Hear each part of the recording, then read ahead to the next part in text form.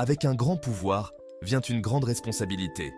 Mon contenu existait parce que j'essayais de mon mieux d'être un réaliste absolu et absolu, en particulier avec des vérités inconfortables. Je faisais remarquer que c'était très inconfortable. Est-ce une vérité? C'est une vérité inconfortable dans de nombreuses parties du monde. Ce n'est pas une vérité qui me réjouit. Je ne veux pas être perçu comme une influence négative dans le monde. Je sais qu'il y a tout un tas d'hommes. Je reçois des milliers de courriels par semaine d'hommes dont j'ai sauvé la vie. Je reçois des milliers de courriels par semaine d'hommes au bord du suicide qui leur ont sauvé la vie. Je veux être une force positive dans le monde. Je ne veux pas que quiconque entende ce que je dis et les fasse se sentir mal dans leur peau. Je veux que tous les gens vivent justes et bons, qu'ils soient hommes ou femmes. Je pense que Righteous vit fidèle à votre cœur et sait que vous faites du bien aux gens, que vous ne serpentez personne, que vous ne mentez à personne. Je sais que je vis une vie très juste. Le gouvernement n'est pas capable d'aider les pauvres. Et c'est pourquoi il est si important en tant que personne, vous prenez vos responsabilités personnelles et comprenez que vous vivez dans un monde où la matrice peut être fissurée. Vous pouvez gagner beaucoup d'argent, mais vous devez prendre vos responsabilités et le faire. Je refuse d'accepter qu'il y ait des gens qui ne peuvent pas devenir des individus heureux et satisfaits. Je refuse d'accepter que nous vivons dans un monde où Dieu a créé des gens qui, peu importe à quel point ils travaillent dur et à quel point leur vie devient belle, ne peuvent pas être heureux. Je n'accepte pas ça. J'accepte que l'univers est un endroit très généreux et que Dieu nous aime tous. Et si vous faites de votre mieux et que vous travaillez dur, vous pouvez devenir une meilleure personne. Je dis à la jeune génération que si elle ne se lève pas, ne travaille pas dur et ne s'assure pas qu'elle est importante, le monde ne s'en occupera pas. 99% de mon contenu s'adressait aux hommes en leur disant la vérité, en disant qu'en tant qu'homme, vous êtes né sans valeur inhérente. Tu dois devenir important. Vous devez traverser de la douleur ou de la souffrance pour que les gens se soucient de vous. Sinon, vous n'allez pas avoir d'importance.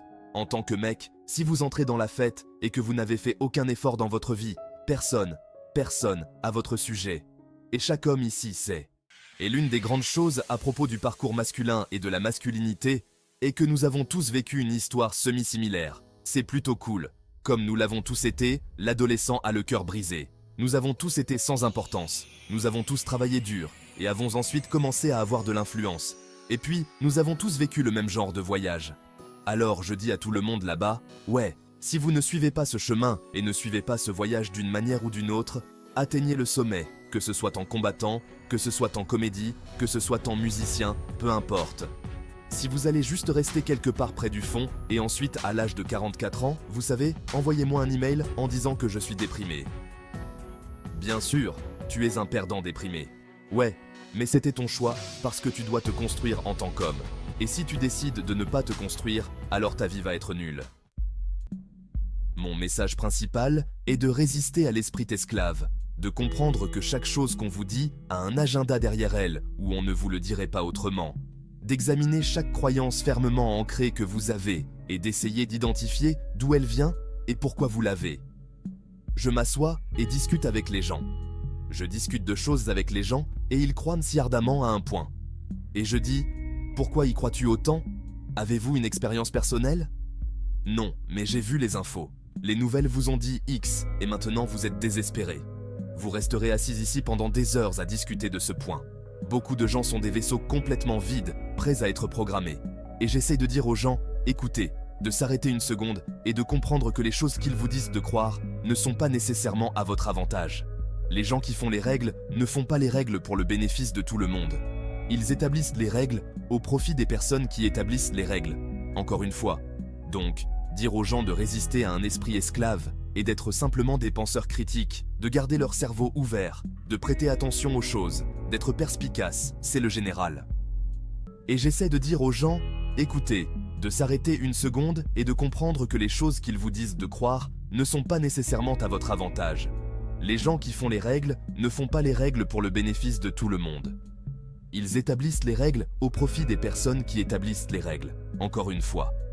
Donc, dire aux gens de résister à un esprit esclave et d'être simplement des penseurs critiques, de garder leur cerveau ouvert, de prêter attention aux choses, d'être perspicace, c'est le général.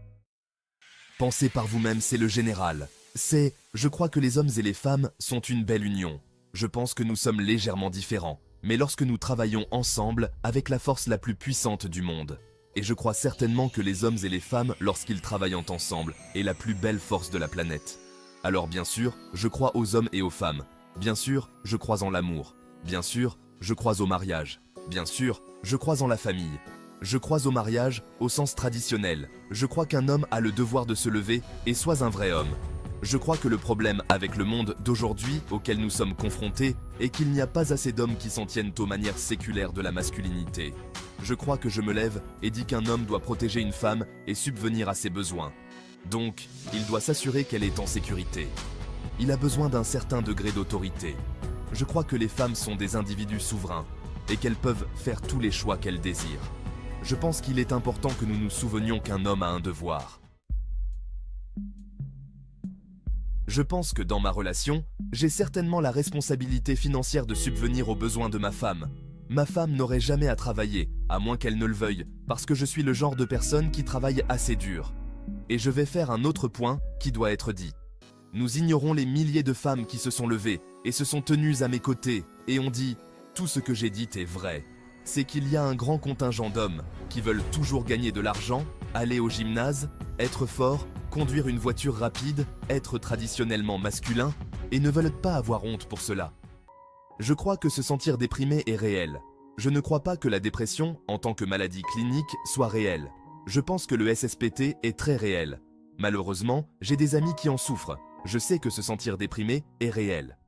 Je crois que le pouvoir numéro 1 que vous avez contre ces choses est d'essayer de prendre le contrôle de votre propre esprit et d'affecter votre propre vie. Je crois qu'il n'est pas sain de céder tout votre pouvoir et de croire que la dépression est une maladie extérieure que vous ne pouvez pas affecter. Je le sais quand je l'ai eu des périodes difficiles dans ma vie et aussi beaucoup de mes amis, comme je l'ai dit, ont souffert de SSPT et ont vécu des choses terribles. J'ai vécu une vie très difficile. Et je connais des gens qui ont que les choses qui les ont fait se sentir mieux, c'est quand ils se sont réveillés et ont dit « Tu sais quoi, je ne vais plus permettre que ça m'endommage. Je vais prendre mes responsabilités, je vais me lever et je vais me battre aussi fort que possible. » Si quelqu'un vient me voir et me dit « Je suis cliniquement déprimé » ou « Je me sens très, très triste », je dirais que la première chose à faire est d'arrêter d'accepter l'identité d'une personne cliniquement déprimée. Arrêtez d'accepter que vous n'avez aucun contrôle sur cela. Et ce que vous devez faire, c'est arrêter de vous identifier de cette façon. Et travaillons ensemble pour essayer de lutter contre cela. Beaucoup de personnes cliniquement déprimées souffrent de quelque chose dans leur vie. Et si vous résolvez le problème dans leur vie, peut-être qu'ils ne se sentiront plus déprimés. Les milliers de personnes qui m'ont envoyé un courriel disant que mon médecin m'avait dit que j'étais cliniquement déprimé. Et que c'était une maladie que j'avais dans le cerveau et que je ne pouvais pas être guéri. Et j'ai commencé à t'écouter. Et j'ai réalisé que ce n'était pas le cas. Et je peux réparer ma propre vie. Et tu es la seule personne qui m'ait jamais aidé. Je crois que se sentir déprimé est réel. Je ne crois pas que ce soit une maladie que vous attrapez du ciel et que vous ne pouvez pas affecter. Je crois que quoi qu'il arrive, je crois que vous avez le contrôle de votre propre esprit et que vous pouvez vous battre contre lui. Je crois que si vous changez votre situation dans votre vie, vous pouvez vous sentir différent. Je vais vous donner un exemple rapide. J'ai eu un gars qui m'a envoyé un courriel disant qu'il était cliniquement déprimé et qu'il allait se suicider. Je ne suis évidemment pas psychiatre, je ne suis pas médecin. Je lui ai dit parce que j'ai répondu à mes courriels. J'ai dit « Avez-vous consulté un psychiatre ?» Il a dit « Oui, je suis cliniquement déprimé. J'ai pris ces pilules pendant tout ce temps. Je suis sous antidépresseur. Ça ne marche pas. » J'ai dit « Je ne sais pas quoi te dire à part ça. » Et il a dit qu'il avait perdu sa petite amie. C'est pourquoi je suis devenu cliniquement déprimé. J'ai dit, écoute, va à la gym. Obtenez d'abord un pack de 6. Une fois que vous avez un pack de 6, envoyez-moi à nouveau un email. Si tu as encore envie de te suicider, je ne sais pas quoi te dire d'autre. Je dirais qu'un corps fort est un esprit fort. Va t'entraîner. Il est parti. Il a commencé à m'envoyer des photos de progrès, m'envoyant un email le mettant de mieux en mieux en forme. Et finalement, il a eu un pack de 6. Il est maintenant un bodybuilder professionnel. Et il a dit « Je n'arrive pas à croire que j'envisageais ça ». Le médecin lui disait qu'il était cliniquement déprimé et qu'il ne pouvait pas le guérir. Il a commencé à prendre le contrôle de sa propre vie. Que si quelqu'un souffre de dépression de quelque nature que ce soit, qu'elle soit clinique, qu'elle existe ou non, qu'ils se sentent déprimés ou non, peu importe. Bien sûr, l'argent ne peut pas acheter le bonheur. La première est votre santé parce que vous n'avez rien si vous allez mourir. Deuxièmement, vos relations parce que vous avez besoin d'amour et de famille. Mais l'argent peut acheter tout le reste. Les gens ordinaires viennent me voir et me disent « Qu'est-ce que je fais ?» Et ma seule réponse est d'arrêter d'être le gars moyen. L'idée des années 1950 selon laquelle vous pouvez simplement être le citoyen normal, moyen, respectueux des lois et travailleur acharné et que vous aurez une belle vie a disparu. Le simple fait de faire votre travail ne vous rendra jamais riche, car vous serez simplement taxé à l'infini et vous resterez fauché. Alors obéissez aux lois et faites votre travail. Vous devez vous mettre dans une position où vous gagnez suffisamment d'argent. Tu ne sais pas de quoi parler. Alors, allez apprendre comment fonctionne l'argent. Comprenez le dernier crack des prix de l'immobilier. Pourquoi il s'est produit. Les gens devraient, même s'ils n'ont pas un sou au monde, devraient assister à ces réunions sur l'immobilier, sur l'investissement, mais surtout, si c'est bon marché, ils devraient simplement rencontrer d'autres personnes qui ont au moins de l'argent, avoir des conversations sur l'argent, en parler. Et oui, le cycle des précipitations, non? C'est comme ça que l'argent est. L'argent bouge constamment tout le temps. C'est une économie de l'attention, une habitude que les gens doivent adopter. Et c'est une habitude que j'avais depuis très longtemps, et je l'ai récemment effacée de mon cerveau parce que j'ai atteint un point où la tranquillité d'esprit vaut plus que l'argent. Et je dis prix parce que l'argent ne peut pas être gagné, l'argent est pris. Vous prenez l'argent des autres. Asseyez, vous, et dites « Pourquoi ai-je acheté ce café ? Ok, je veux vraiment du café. Ouais. Comment m'ont-ils convaincu de dépenser 6 livres dans cet endroit ?